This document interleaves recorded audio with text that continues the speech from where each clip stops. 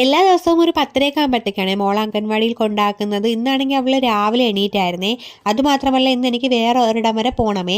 അപ്പം ഞാനൊരു 9:45 10 മണിയൊക്കെ ആയപ്പോഴത്തേക്ക് മോളെ അംഗൻവാടിയിലേക്ക് കൊണ്ടുവന്നായിരുന്നു. വണ്ടിയാണെങ്കിൽ സർവീസിന് കൊണ്ടുപോകണമായിരുന്നു. ആറ്റിങ്ങിലാണേ കൊണ്ടുപോവേണ്ടത്.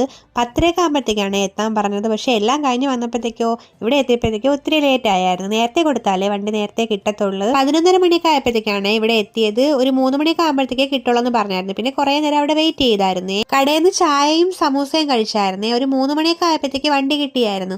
വരുന്ന വഴിക്കാണെങ്കിൽ കടയിൽ നിന്ന് ചിക്കനും കൂടെ വാങ്ങി വന്നായിരുന്നേ.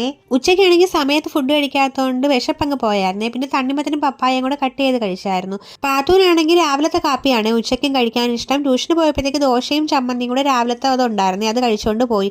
റിയമോളാണെങ്കിൽ ഫോണും കണ്ടുകൊണ്ട് ബിസ്ക്കറ്റ് ഇരുന്ന് കഴിക്കുമായിരുന്നു. 6:30 ആയപ്പോഴത്തേക്ക് കട്ടൻ ചായ ഇട്ടായിരുന്നേ. പിന്നെ ഏത്തക്കപ്പവും ഉണ്ടാക്കി. ഏത്തക്കപ്പം ആണെങ്കിൽ മക്കൾക്ക് ഇഷ്ടമേ അല്ല. അങ്ങനെ എനിക്ക് ഉമ്മാക്കും കൂടെ കണക്കാക്കിയേ ഉണ്ടാക്കിയുള്ളേ. മക്കളാണെങ്കിൽ അത് കഴിക്കത്തില്ല. അവർക്ക് പിന്നെ കഴിക്കാനായിട്ട് രണ്ടുപേർ കൂടെ മാഗി ഉണ്ടാക്കി കൊടുത്തേ. മാഗി ആണെങ്കിൽ രണ്ടുപേർക്കും ഭയങ്കര ഇഷ്ടമാണ്. അതിൽ വേറെ ഒന്നും എടുത്തൊന്നുമില്ല. മാഗി പുഴുങ്ങിയിട്ട് മസാല മാത്രം ഇട്ട് ഇളക്കി കൊടുക്കൂ. അപ്പം അത്രയേ ഉള്ളൂ.